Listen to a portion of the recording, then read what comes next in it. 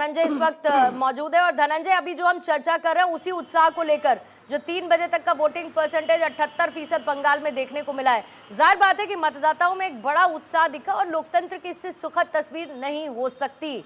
अब जब वोटिंग बस क्योंकि 6 बजने ही वाले हैं और उसके बाद वोटिंग क्लोज हो जाएगी, किस तरीके का माहौल आप महसूस कर पाए हैं?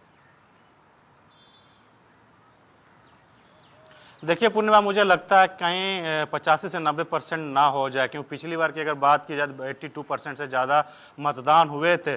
तो लोग कयास लगा रहे हैं कि 85 से 90% तक मतदान जा सकता है। थोड़ी देर बाद हो सकता है 5 बजे 6 बजे के आसपास वो रिपोर्ट आ भी जाएगा। लेकिन कुछ देर के बाद इस जहाँ पे मैं खड़ा हूँ, प्रधानमंत्री मोदी का रोड शो भी होने वाला है कोलकाता में। इसी रोड से उसमें पूरे हावड़ा जो बीजेपी का गढ़ बोला जाता है, वहाँ पे रोड शो भी होना है। बहरहाल अब फर्स्ट पेज की अगर बात करें, जो वोटिंग चल रहा है, बड़ी उत्साह से लोगों ने मतदान किया है। जहाँ जहाँ मैंने गया, कड़ी पूरी लंबी लाइन लगी हुई, कड़ी धूप के बावजूद महिलाएं, बच्चे, जो महिलाएं हो, यंग वोटर हो या फिर वृद्ध वोटर हो, सभी लोग लाइन में लगकर अपना अपना मताधिकार का प्रयोग किया। जिनसे भी मैंने पूछा, सब डेवलपमेंट की बात कर रहे हैं, युवा रोजगार की बात कर रहे हैं, कल कारखाने लाने की बात कर रहे हैं, शिक्षा की बात कर रहे हैं, वुमेन सिक्योरिटी की बात कर रहे हैं। तमाम मुद्दे हावी थे और एसआईआर के मुद्दे को भी हावी था पूरा, जिस तरह से लोग मतदान कर रहे हैं पूरे में। तो ये देखने वाली बात था। जो सबसे सुखद वाला खबर था कि कुछ छिटपुट घटना अगर मुर्शिदाबाद के इलाके को छोड़ जाए तो कहीं भी किस तरह की घटनाएं नहीं घटी और लोग काफी उत्साहित होकर, बिना डरे होकर लाइन में लगकर मतदान किया है, जिसके कारण ये रिजल्ट देखने को मिल रहा है। कहीं न कहीं चुनाव आयोग भी बहुत खुश नजर आ रहे होंगे कि जिस तरह से मतदान हुआ है अभी तक। हालांकि जब तक क्लोज नहीं हो जाएगा तब तक ये कहना मुश्किल होगा कि कितना परसेंटेज है। लेकिन जिस तरह से युवाओं ने बढ़ चढ़ कर हिस्सा लिया, महिलाओं कहा जाता महिलाओं द्वारा जो उत्साहित वोट किया जाता है, क्योंकि बंगाल में कहा जाता है कि महिलाएं बढ़ चढ़ कर वोट करती है, और वही देखने को मिला। ये महिलाएं जिस तरफ करवट लेगी उसकी सरकार बननी तय है। शुभेंदु अधिकारी की बात करें या अशोक डिंडा हो या अग्निमित्र मित्रा पॉल हो, जिसकी गाड़ी में तोड़फोड़ की गई, शुभेंदु सरकार जो बीजेपी के उम्मीदवार, उनको दौड़ा के मारने की कोशिश की गई, तमाम घटना छूट हो के सभी जगह पे अच्छे से मतदान हुए और मतदान चल भी रहे। दिलीप घोष की बात करें या फिर शुभेंदु अधिकारी ने जिस तरह कहा कि हिंदुत्व खतरे में ना हो जाए अगर इस बार मतदान अगर नहीं किया जाता, तमाम बातें निकल के आई, तमाम बयानबाजी हुई। और चुनाव हिंदुओं के लिए, उनकी रक्षा के लिए लड़ा जा रहा है। ये चुनाव उसके लिहाज से देखा जाना चाहिए। लेकिन सबसे बड़ी बात और सबसे अच्छी बात, जब 6 बजे बाद के आंकड़े आएंगे तो उस पर बात करनी होगी। और जैसे ही रोड शो की तस्वीरें आएंगी, धनंजय मैं आपके पास लौटूंगी। बेलूर मठ की तस्वीरें इस वक्त हम आपको दिखा रहे हैं। रामकृष्ण मिशन का ये मुख्यालय है और रामकृष्ण परमहंस की शिक्षाओं का प्रचार प्रसार इसे किया जाता है। स्वामी विवेकानंद ने इसे स्थापित किया था। आज जहां पर प्रधानमंत्री नरेंद्र मोदी मौजूद है और सबसे बड़ी बात, सर्वधर्म समभाव का प्रतीक बेलूर मठ इस वक्त जहां पर प्रधानमंत्री मोदी एक जाहिर है कि संदेश, क्योंकि स्वामी विवेकानंद और उनका ज्ञान और उनकी तरफ से कही गई बातें और उसका प्रचार प्रसार प्रधानमंत्री पहले भी करते रहे, कई मौकों पर उनका जिक्र किया है। लेकिन बेलूर मठ की ये तस्वीरें अपने आप में शानदार हैं, जहां पर सभी धर्मों की एकता का एक संदेश जाता है और यहाँ पर धर्म नहीं बल्कि आध्यात्मिक केंद्र के तौर पर, शिक्षा के प्रचार प्रसार के तौर पर इसे देखने को मिलता है इसमें। और इसके साथ ही स्कूल कॉलेजेस से लेके अस्पताल हो या किसी तरीके के राहत कार्य हो, समाज सेवा हो, ये सब कुछ बेलूर मठ के द्वारा की जाती है। वापस से कौशल कांत जी आपके पास आ जाती हूँ। जो नवीन जी कह रहे थे, आइए उसी को डिकोड करते हैं सर। पूर्णिमा जी, नवीन जी जो कह रहे हैं वो तो नवीन जी ही बताएंगे, पर जो ये कह रहे हैं कि लोकतंत्र खतरे में है, पूर्णिमा जी 90% से ज्यादा वोटिंग की बात हो रही है और लोकतंत्र खतरे में है। राष्ट्रीय चैनल पे बैठ करके राजनीतिक विश्लेषक कह रहे हैं कि लोकतंत्र खतरे में है और फिर भी उन्हें लगता है कि लोकतंत्र खतरे में है, फिर तो लोकतंत्र डिसाइड करेगा कि क्या खतरे में है। चलिए, आपको देखना पड़ेगा। वेस्ट बंगाल में जो महिला की बात हो रही थी, पूर्णिमा जी, एसिड अटैक में इंडिया में नंबर 1 है वेस्ट बंगाल। महिला अपराध के बाद कन्विक्शन रेट जो होती है अपराधी की, उसमें लोएस्ट स्तर पे है बंगाल। और वहीं अगर उत्तर प्रदेश की बात करें, महिला अपराध में कन्विक्शन रेट राष्ट्रीय औसत से डबल है उत्तर प्रदेश में। तो ये भारतीय जनता पार्टी और एक ममता बनर्जी की जो बांग्लादेशियों की सरकार कहूंगा, क्योंकि उनके लिए उत्तर प्रदेश, बिहार, उड़ीसा, तमिलनाडु, केरला, कर्नाटका, आंध्रा, राजस्थान, गुजरात वाला उनको बाहरी नजर आता है पर रोहिंग्या आके वहां उनको वोट कराती हैं, बांग्लादेशियों को एंट्री बना रखी है, उसको वोट कराती है, वो उनके लिए बाहरी नहीं है। तो वहां की जनता को नारा क्या दिया है मालूम है? वहां नारा लग रहा है, झाल मुड़ी खाएंगे, ममता दी को हराएंगे। ये इंपॉर्टेंट मैसेज है पूर्णिमा जी। हराने का नारा दे रहा है, वो ये नहीं कह रहे कि किसी को जिताएंगे, ममता दी को हराएंगे। इससे ये पता चलता है कि जिस तरीके से उन्होंने गुंडागर्दी फैला रखी, जो लोग कलकत्ता से परिचित हो, वेस्ट बंगाल से परिचित हो, टोलाबाजी में आप अपने घर में कुछ भी एक ईंट नहीं रख सकते बिना टोले वाले यानी मोहल्ले के गुंडे को पैसा देकर के। टीएमसी इस तरह का करती है। आप सोचिए, महिला अपराध में वहां पर लोकल अदालत लगा करके गुंडे महिला के अपराध के ऊपर सजा देते हैं। इस तरह का अगर महिला, और देखिएगा पूर्णिमा जी, इलेक्शन खत्म होगा अभी शाम को 6 बजे के बाद, जब आंकड़े आएंगे तो हम लोग शायद फिर दोबारा कभी बैठेंगे इसी चैनल पे, और आप देखेंगे कि महिला का वोटिंग परसेंट पुरुषों से ज्यादा आने वाला है। बिल्कुल। और लेकिन मैं कौशल कांत जी ये सोच रही हूँ कि जैसे जीत के जश्न का स्वरूप बदल रहा है, बिहार में प्रधानमंत्री का गमछा लहराना हमने देखा। अब मान के चलिए अगर यहाँ पर अगर आपकी जीत होती है, बीजेपी की जीत होती है, तो दिल्ली में भी झालमुड़ी मिठाइयों का ऑर्डर कम होगा, झालमुड़ी ज्यादा बनाई जाएगी, और यहाँ के साथ साथ क्या दिल्ली के दफ्तर में भी झालमुड़ी बनती है वो देखना होगा।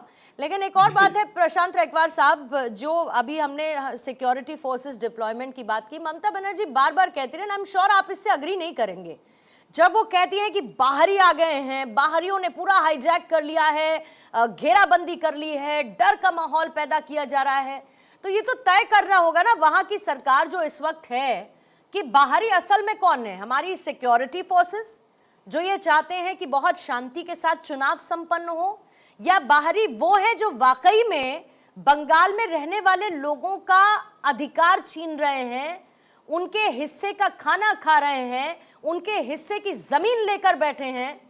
इस पर तो क्लैरिटी देनी होगी, उनसे प्यार तो नहीं हो सकता।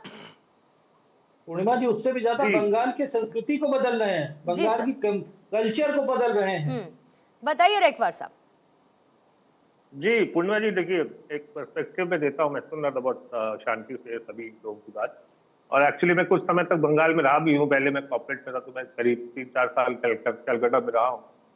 बहुत ही पढ़ी लिखी सोसाइटी, बहुत ही डीप थिंकिंग सोसाइटी है, और अपने राइट्स को लेकर के बहुत ही अवेयर रहती, बहुत ही जागृत रहती, पहली बात। दूसरी बात, जो पिछले 15 सालों में एक थोड़ा सा बैकग्राउंड और दे देता हूँ आपको, कि 34 साल लेफ्ट ने वहां राज किया, और ये जो अभी हिंसा की आप पूर्णिमा जी बात कर रही थी, बंगाल की संस्कृति, हम लोग जब छोटे छोटे तो बंगाल का चुनाव होता था तो पेपर के जो पन्ने पहले से लेकर दुबे जी बैठे और सब वरिष्ठ लोग बैठे, जानते ही होंगे कितना हिंसा की जो है खबरें भरी रहती थी। धीरे धीरे टेक्नोलॉजी आई, धीरे धीरे सुधार हुए, और अब हिंसा बहुत कम है, लेकिन तब भी इतनी है कि आप देखिए कि किस प्रकार की घटनाएं वहां हो रही है, जो पंचायत चुनाव 2021 में हुई, 22 में हुई, 21 के लोग विधानसभा में हुई, और अभी भी हो रही। तो ये माइग्रेशन जो हुआ उस कल्चर का लेफ्ट से, वो पूरा माइग्रेशन टीएमसी में हो गया। तो वो जो वायलेंस का कल्चर है वो टीएमसी के कैडर में, मैं ये वहां रह के आया हूँ, मैं कोई उसकी वजह से नहीं बता रहा हूँ, मैंने एक्सपीरियंस किया फर्स्ट हैंड, और इस बात पे मैं बहुत एग्री भी करता हूँ कई लोगों के साथ। अब रही बात ये जो नेशनलिज्म की बात है, तो जब आप असम में जाते हैं तो आप देखते हैं हिमंता बिस्वा शर्मा जी वहाँ गौरव गोगोई को बताते कि ISI के एजेंट है, पाकिस्तानी है, ये है वो है, और असमी एक आइडेंटिटी को उभार रहे थे। तो टीएमसी भी बेसिकली वही काम कर रही है वेस्ट बंगाल में पिछले 15 सालों से, और उनका यही प्लान है, और वो बंगाली अस्मिता और उसके आसपास पूरा बनाना, और एक दोहरी रणनीति लेकर के चलना, ये कभी क्लियर सर देखिए, आरोप प्रत्यारोप तो वैसे भी चुनावों में मोमेंटम के लिए होते हैं, लेकिन मोमेंटम तो इस बात का भी बनना चाहिए कि 5 बजे तक का वोटिंग परसेंटेज पश्चिम बंगाल में रिकॉर्ड तोड़ नजर आया। करीब 90% वोटिंग 5 बजे तक पश्चिम बंगाल में देखने को मिली है। 90% वोटिंग। इनफैक्ट तमिलनाडु की जो 5 बजे तक की वोटिंग है वो भी अपने पिछले रिकॉर्ड को ध्वस्त कर चुकी है। पिछली बार 70% के आसपास वोटिंग तमिलनाडु में नजर आई, लगभग इसी के आसपास थी, 70 से 75 के आसपास थी, लेकिन अभी वो भी बहुत ज्यादा आगे बढ़ गई है। 80s में देखिए 82.24% अभी तक तमिलनाडु का वोटिंग परसेंटेज, और पश्चिम बंगाल का 90% के एकदम करीब पहुंच चुका है। प्रशांत रैकवार साहब बात अपनी पूरी करिएगा। 90% वोटिंग 5 बजे तक जी। की, ऐसा लगता है कि कोई भी नहीं छूटा, सब लोग अपने घर से निकल रहे हैं। बहुत ही लोकतंत्र के लिए अच्छा है और बहुत शुभ संकेत है कि इतना वोटिंग परसेंटेज है, और हम उम्मीद करते हैं कि 4 तारीख को हमारे लिए भी अच्छी खबर हो। आपकी उम्मीद सुन नहीं पाए मैं रेखवार साहब, सॉरी। हम उम्मीद करते हैं आपके 4 लिए- तारीख को हमारे लिए भी अच्छी खबर हो, सब जगह से, तमिलनाडु से भी और बंगाल से भी। पूर्णिमा जी, रायकवार जी आश्वस्त रहिए, आपके लिए अच्छी खबर आएगी, क्योंकि बंगाल में गुंडों की सरकार खत्म हो जाएगी। अगर आप कलकत्ता रहे तो वहाँ की गुंडागर्दी से मुक्ति मिलेगी बंगाल की जनता को। सर, आश्वस्त रहिए। और जो आपने एक छोटी सी बात की, उसका एक छोटा सा रिप्लाई देता हूँ। हाँ। आपने असम की बात की, हेमंत दादा की बात की, और आपने कहा एसआई एजेंट है, तो क्यों नहीं वो नहीं, उनको नहीं बोला मैंने, आप ऐसे मत मैं बोलिए। मान रहा हूँ, मैं उसी का जवाब दे रहा हूँ। उन्होंने अगर कहा ये बात और अगर वो गलत है, तो कानून का सहारा लेके एफआईआर या उनके अगेंस्ट केस क्यों नहीं किया गया? वहीं पर आपके अपने राष्ट्रीय स्पोक्स पर्सन, उन्होंने फर्जी फोटोग्राफ दिखा और एफआईआर हो गई, उनको बेल नहीं मिल रही है, बेल के लिए भागते फिर रहे ठीक हैं। है। अगर आपके दांव में दम है, हाँ। तो आपको भागने की जरूरत नहीं है। हेमंता जी कहीं कोई नहीं भाग नहीं रहा गए। अगर मिश्रा जी, आपको कोई नहीं लगता भाग है- रहा, लीगल कोर्स सब अरे लोग ले रहे हैं, कोई नहीं भाग रहा। अभी तो सुप्रीम रेखवार कोर्ट से साहब- भागते हुए गुवाहाटी गए, पूरे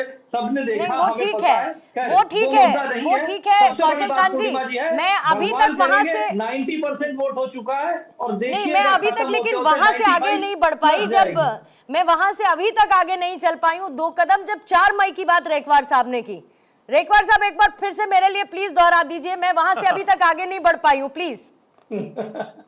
मैं कह रहा हूँ पूर्णिमा जी, 4 मई को हमारे लिए भी अच्छी खबर हो 90% में, हम भी तीसरे नंबर पे आए कम से कम। ठीक है। इन दोनों के और बीच में हमारी देखिए, शक्ति कहते वापस हैं आए। कि कहते हैं उम्मीदों का जहां बाकी है, तो उम्मीद बनी बिल्कुल रहनी बोल रहे चाहिए और मेहनत पर आपको यकीन होना चाहिए। आपने मेहनत की है, अगर तो उसका नतीजा आपको मिले, इससे अच्छी बात क्या हो सकती है। और लोकतंत्र में तो देखिए सबके हिस्से वो खुशी आनी ही चाहिए, कभी ना कभी सही।